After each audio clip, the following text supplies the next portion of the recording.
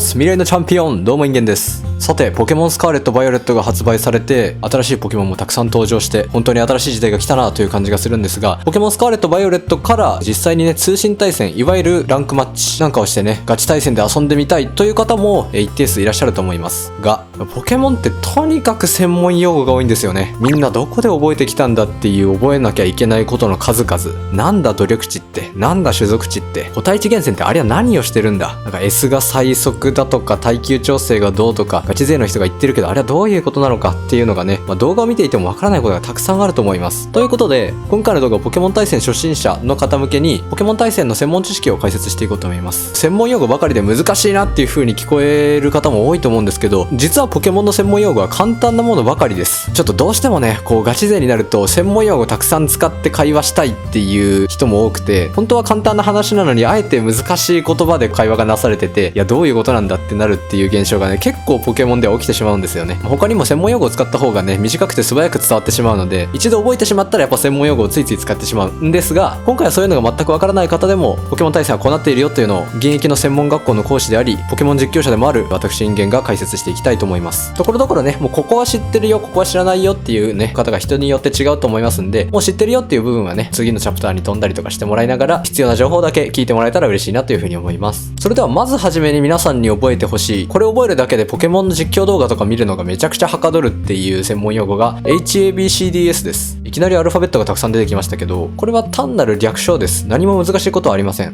ポケットモンスターには6つのステータスが存在するんですね。 HP、攻撃、防御、特攻、特防、素早さ、計6個。ポケモン対戦においてこの中で重要でないものは一つもありません。すべて大切な数値なんですが、この一個一個をちゃんと攻撃とかね、HP とか素早さっていう風に呼んでいるとちょっと長いなということで、これらの略称が存在しています。それが HABCDS というもの。そのまま HP は H、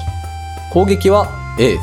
防御は B、特攻は C、特防が D、素早さが Sという風に単純に言葉が省略されています。 HP の省略が H なのはいいとして、他は何の略なんだっていう風に思われると思うんですけど、正直僕らもあんまりよく分かってません。一応聞いた話によると A はアタックだから攻撃、 B はブロックだから防御みたいな一応語源があるらしいんですけど、もう僕は上から ABCD って覚えちゃってます。で S だけ ABCD の流れから外れてますよね。そのまま S はスピードの略です。例えばピカチュウは S が高い、石つぶては B が高いみたいな感じで、単純に素早さや防御の話をするときにこうやって略称を使います。これが分かるだけでポケモン実況動画が一気に見やすくなるはず。正直僕の実況動画でもこの略称はもう無意識のうちに使っちゃったりするので、ぜひこの機会にまずこちらから覚えてください。さて、言葉の省略の話はここまでです。ここから皆さんにご説明するのは、いわゆる産地というもの。ポケットモンスターの公式からはあまりしっかり触れられていませんが、対戦をする上ではとても重要な要素です。先に産地の名前を3つ全てご紹介しておきますね。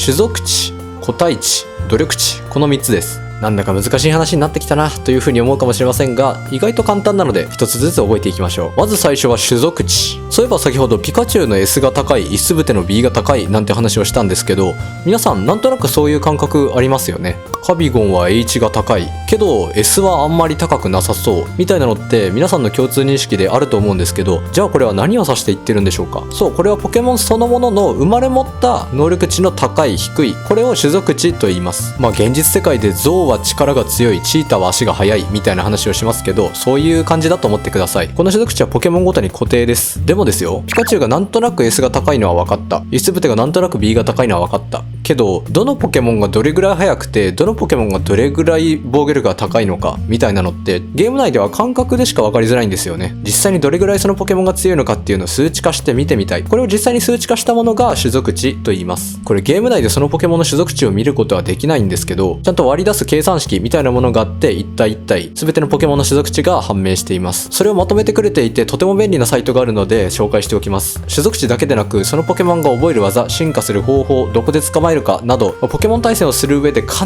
ずもう避けては通れないサイトなので、この場を借りて紹介させていただきます。ポケモン徹底攻略さんというサイトですね。概要欄にもリンクを貼っておきますが、もうこのサイトなしではポケモン対戦はできないと言ってしまってもいいぐらい、全てのポケモン対戦勢の人が使っているサイトです。もうここの代わりになるサイトはないものだと思ってください。めちゃくちゃ便利で見やすく使いやすいので、このポケモン徹底攻略さんのサイトを見ているだけでも勉強になると思います。で、実際にこのサイトを開いて、例えばピカチュウのページを開いてみると、ピカチュウの種族値が載っているわけですね。上から HABCDS スの順番に35、55、40、50、50、90ということで、やっぱりピカチュウって素早いんだなというのがこれを見てわかります。逆に HP はすごく低いですね。さっき引き合いに出した石つぶてもちょっと見てみましょうか。石つぶては上から40、80、100、30、30、20。やっぱり防御もめちゃくちゃ高いですね。意外と攻撃もピカチュウより高いみたい。こんな感じで視覚化することでそのポケモンがどれくらいそこに秀でているのかっていうのがわかるのがこの種族値のとってもありがたいところ。特にポケットモンスターは単性バトルのルールになってますけど、その単性バトルのどちらが先に行動するかというのは全て素早さで決められています。ポケモンにおいて相手よりも素早さが1でも高ければ必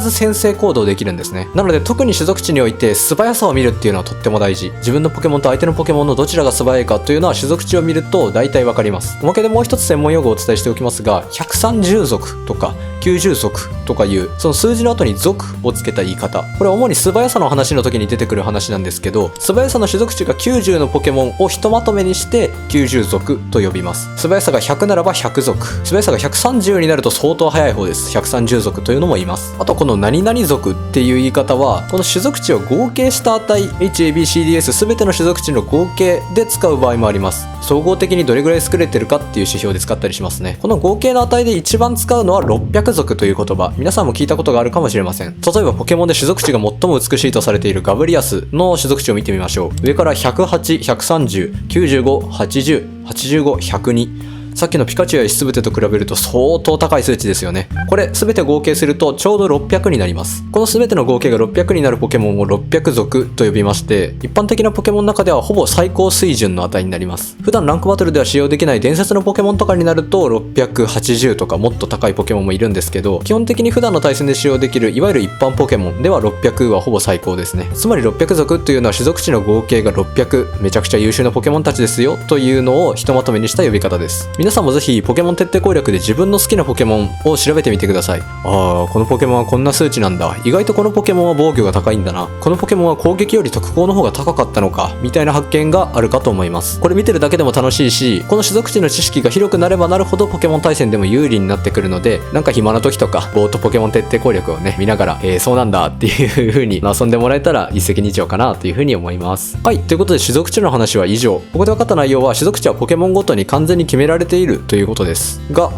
よく考えてみると全く同じレベルで全く同じポケモンを2匹捕まえても能力値にブレが生じていることがあるんですね。これは一体どうして起こることなんでしょう。そう、この違いこそが個体値に関係してきます。個体値というのはそのポケモンの種族全体ではなく、ゲーム内のそのポケモン一匹一匹に備わっている能力値のこと。まさに名前の通りです。先ほどの種族値の話では例えばゾウやチーターなどを例に出しましたけど、今回の個体値は同じチーターでも100匹いたら足が速い子がいるし、中には足が遅い子もいる。犬が100匹いたらすごく賢い犬もいるし、逆にちょっとアホな犬もいるみたいな、そういう同じ種族の中で一匹一匹の個性を見るというのが個体値です。この個体値というのはゲーム内で視覚化できるようになっているんですね。そのポケモンの個体値の見方は画面の通りです。この個体値は最高とかまあまあとか素晴らしい、ダメかもみたいな感じでなんとなくの言葉で表現されていますが、実際にはもう少し細かく数値分けされています。具体的には0から31までの32段階ですね。全部で0が最低、これはゲーム内ではダメかもと表記されます。そして31が最高、これはゲーム内では最高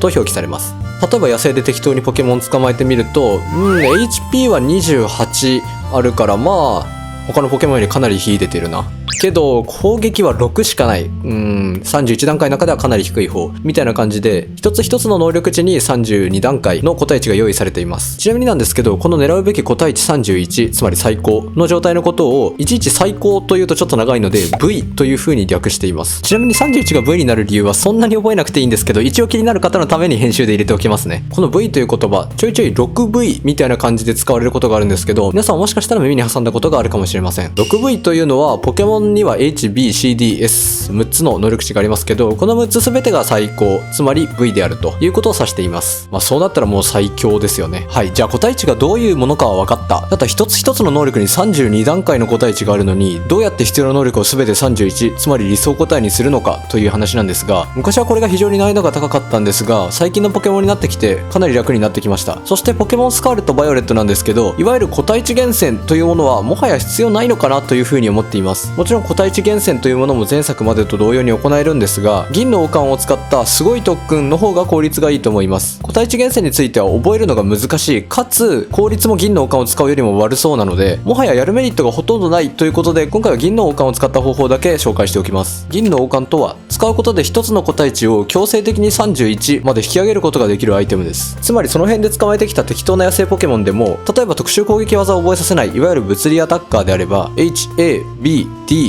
の5つの能力を個体値マックスにすれば OK。 1つの能力をマックスにするのに銀の王冠を1つ使うので、1体のポケモンを理想個体にするのに5つの銀の王冠が必要です。さて、では銀の王冠の実際の手に入れ方ですが、こちらテーブルシティの南東部にある雑貨屋さんですね。こちらに普通に売っています。前作まではもう少し特殊な入手方法だったんですが、今作はより簡単になりましたね。ここの雑貨売り場にて2万円で購入できます。いや、ただ1体につき5個使うとなると、1体育成するのに10万円もお金がかかるのかと思いますよね。これに関してはポケモンガチ勢のみんなも大変だというふうに思っていますが、前作まではもっと集めるのが大変だったので、お金で買えるようになるだけマシかなという感じです。ポケモンスカーレットバイオレットの効率のいいお金稼ぎの方法は、今いろんな方がいろんな方法を編み出して動画を投稿してくださっているので、じゃあ実際に銀の王冠を使って個体値を理想個体にしてガチ対戦に行こうっていう段階になったら、この方のお金稼ぎの動画なんかを調べてみるといいのではないかなというふうに思います。僕のこの動画収録時点ではまだいろんな説が飛び交っていて、どの方法が一番効率がいいかわからないので、現状説明は割愛しようと思います。さて、では銀の王冠を手に入れたので使ってみようとなるんですが、実はこれ単体で使うわけではありません。この銀の王冠を手に入れた後、すごい特訓というもので使用します。このすごい特訓ができる場所はちょうどフリッジタウンのポケモンセンターの目の前です。フリッジタウンのポケモンセンターがここにあるんですが、その向かいにいるこのおじさん、この人にすごい特訓をお願いすることで個体値を上げることができます。こんな感じで上げたい能力値を聞かれるので、基本的に使わない能力以外は全て選択した上で特訓開始を押します。これで個体値が強制的にマックスになるという方法ですね。基本的に攻撃か特攻、使わない方を除けば全てのところにチェックを入れることになると思います。一応戦略として例外的に素早さをわざと遅くするとか、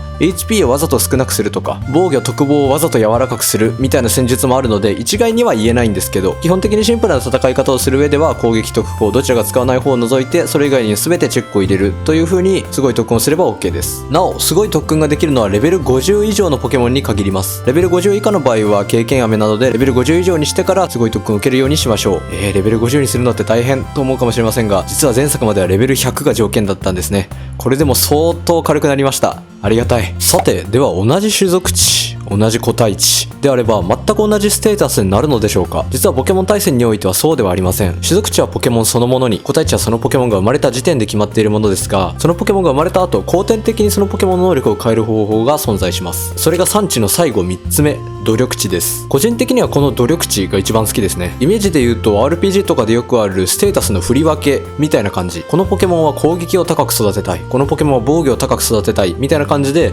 任意にそのポケモンにステータスを割り振ることができるんですね。実はこの努力値はゲーム内では基礎ポイントという名前で触れられています。例えばタウリンやブロムヘキシンなどのアイテムの説明欄に基礎ポイントが上がるなんて書いてありますね。だけど上がるって書かれても具体的にどういうことなんだとなりますが、そのシステムを具体的にしたのが努力値というもの。先にこういう仕組みになっているよというシステムだけ紹介しますね。最初はちょっと何を言ってるかわからないかもしれませんが、そういう風にできてるのかという感じで聞いていてください。まずは一つの能力に触れる努力値の上限が決まっています。最大252、これがマックスです。一つの能力っていうのは例えば HP とかね、攻撃とか、つまり HP に252努力値を振ったらそれがマックス、上限と。それ以上の数振ることはできません。じゃあ全ての能力値に252振ればいいじゃんという風に思うんですが、そううまくもいきません。そのポケモンの努力値の合計値が510、これが上限値です。つまり例えば HP に252振って攻撃に252振る、すると合計504になりますから、全体の条件でいう510まで残り6ですね。あとは適当なところに6を振って終わり。こんな感じで振り分けていきます。ちなみに追加で覚えておくと便利な用語として曲振りあるいはぶっぱという言葉がありますね。これは一つの能力値に252のマックスまで振ることを指しています。252というと長いのでぶっぱとか曲振りみたいな言い方をします。全振りっていう人もいるかな。つまり A ぶっぱって言ったら A は攻撃のことでしたから、攻撃に252努力値を振ったよという意味ですね。結構ポケモンの育成の記事とかを読んでると AS ぶっぱとか AS 曲振りみたいに書いてあることもよくあります。これはつまり攻撃と素早さに252振りましたよということですね。そういう記事にはよくあまり B とかあまり D とか書いてあります。要するに残ってる6の値を防御とか特防に振りましたよみたいな意味。ちょっと専門的で細かい話をするので今から話す部分は覚えなくてもいいんですけど、一応解説しておくと、レベル50の場合まず努力値を4振るとその能力が1上がります。でその次からは努力値を8振るごとに1ずつ上がっていくという感じですね。最初に4振ったら1、それ以降は8振って1、8振って1、8振って1という順番に1ずつステータスが上がっていくという計算です。要するにレベル50のポケモンに振る努力値としては必ず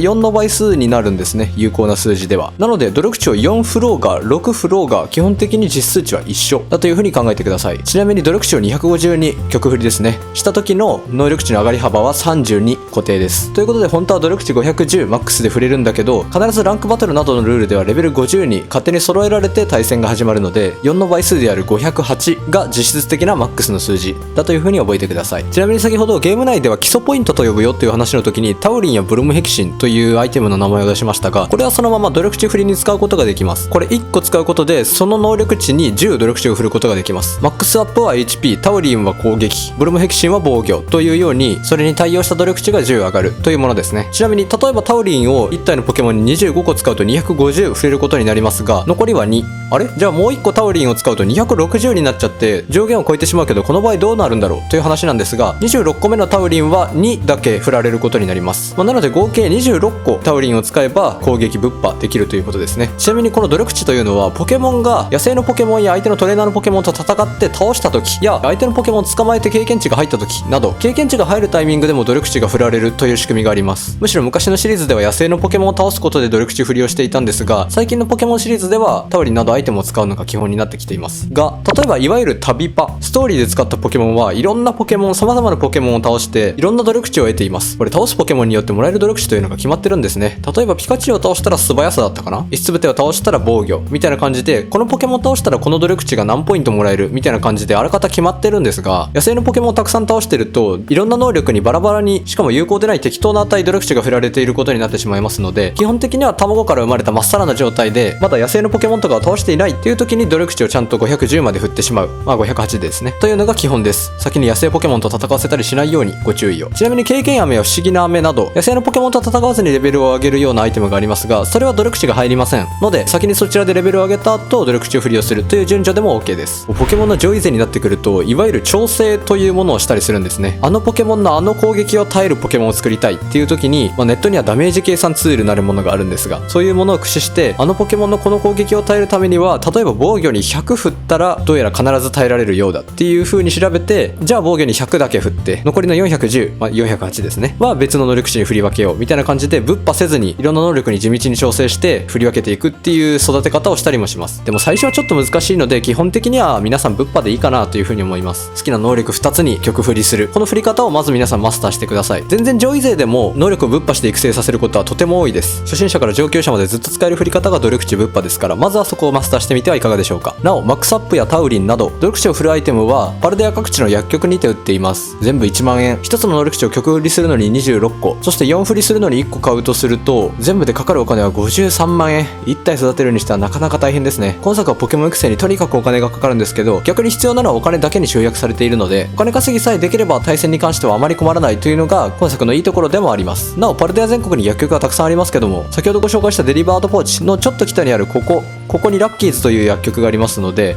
ここで購入するのがおすすめです。最後にもう一つだけ、専門用語というわけではないですがステータスに関わる内容があります。それが性格ですね。これはゲーム内でも触れられているものですが、ポケモンは性格によって上がりやすい能力と上がりにくい能力というのが決められています。ゲーム内では上がりやすい、上がりにくいっていう風に表現されるんですけど、実際にはその能力値に上がりやすい方は 1.1 倍、上がりにくい方は 0.9 倍という風に倍率の補正がかかっています。この性格は種族値、個体値、努力値で完全に能力値が決まった後、全てをひっくるめた後に 1.1 倍、0.9 倍などと計算するので、例えば努力値を250に振ったところに性格のプラスの方の補正をかけてあげたらかなり能力が上がることになりますね。実際にはどうするかというと、例えば攻撃に250に振った場合は攻撃が上がる性格にしたいですよね。攻撃が上がる性格で一番使われるのは意地っ張りでしょうか。攻撃が上がりやすく特効果上がりづらくなる性格です。基本的に物理技で戦うポケモン、つまり攻撃を参照する技しか使わないポケモンは特効のステータスは必要ありませんので、特効が下がる性格にしても全く問題がないということですね。同様に個体値も特攻に関しては V、つまり31でなくても OK です。性格は卵から生まれた段階でその性格を持っていなかった場合でも、最近のポケモンではミントというもので後から性格を変えることができるようになりました。これを駆使して自分の狙った性格にして強力なポケモンを育成してみましょう。実際にどういう性格にすればいいの、どこにどれぐらい努力値を振ればいいのっていうことがわからない場合は、例えばいろんなポケモン実況者さんの YouTube の動画を見たりすると、概要欄にここにこんな風に振ってるよって書いてあったりします。僕も普段ゲーム実況動画を上げてますけど、その辺を書くようにしてるので、チェックしてみていただけると多少参考になるかなという風に思います。また先ほどご紹介したポケモン徹底攻略には育成論というページがあります。これはみんなが自分だったらこのポケモンにこんな技を覚えさせて、努力値をここにこれぐらい振って、性格はこんな性格にして持ち物はこれを持たせるよっていう、そのポケモンのおすすめの育成の仕方みたいなものを投稿する投稿コミュニティページみたいなのがあるんですね。そのポケモン育成論で自分の育てたいポケモンを検索してみていただけると、このポケモンはこういう努力値振りをしてこういう性格にするのが強いですよみたいな情報が出てきて、初心者の皆さんにはとてもおすすめです。本当にいいサイトなんですよね、ポケモン徹底攻略。はい、ということでポケモン育成をする上で必要な知識はおおむねこんな感じです。もう少し厳密に言うと、そのポケモンの特性が複数あるならどの特性を選ぶかとかね、あとはどんな技を覚えさせるだろうとかね、その辺も育成論にたくさん載っているので、そこを真似してみるのが一番手っ取り早いかなというふうに思います。逆に覚えさせたい技から逆算して努力値振りをしたりするのもいいですよ。例えば攻撃技をたくさん使ってガンガン攻めるポケモンにしたいのであれば、物理技で攻めるポケモンなら A、特殊技で攻めるポケモンなら C に努力値を振ったり性格補正をかけたりするのが、セオリーですね。もしくは素早いポケモンなら素早さに性格補正をかけたり努力値を振ったりというのも非常にポピュラーです。逆に耐久に自信があって相手の攻撃をじっくり受けるポケモンには HP、防御、特防あたりに努力値を振ったり性格補正をかけたり、そういう育て方をするのが良いかと思いますね。これは絶対ではなくてあくまで傾向の話なので、そんな感じなんだというふうに覚えてもらえれば十分なんですが、基本的に努力値振りや性格補正あたりはそのポケモンの得意を伸ばす方向でやることがほとんどです。苦手を補うという使い方をするのはかなり稀なケースですね。例えばちょっと例ですけど、ガブリアスの種族値を見てみましょう。この動画の前半でもお見せしましたが、108、130、95、80、85、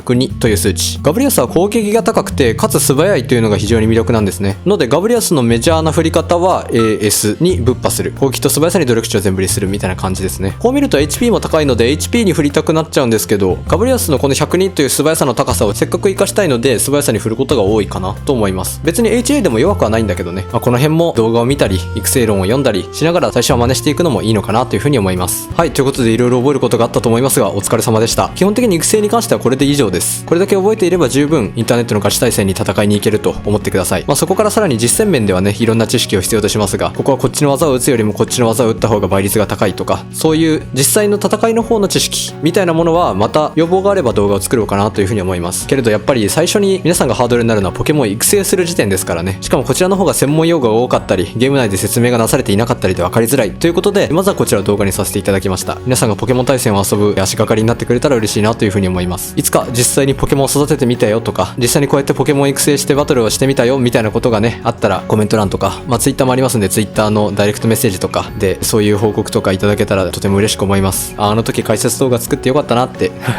思えるので、そういうお便りとかねいつもありがたく読ませていただいてますが、この動画でもねそんな感じで誰かのポケモン対戦を始めるきっかけになってくれたら嬉しいなというふうに思います。ポケモン対戦はとにかく楽しいので、ぜひ皆さんに実際に遊んでもらえることをすごく楽しみにしています。もし僕とネット対戦でマッチングすることがあったらその時はよろしくお願いします。僕をボコボコにしに来てください。ということで最後までお疲れ様でした。他にも解説動画や実況動画やっておりますので、そちらでもお会いできるのを楽しみにしています。それではお相手はインゲンでした。バイバーイ。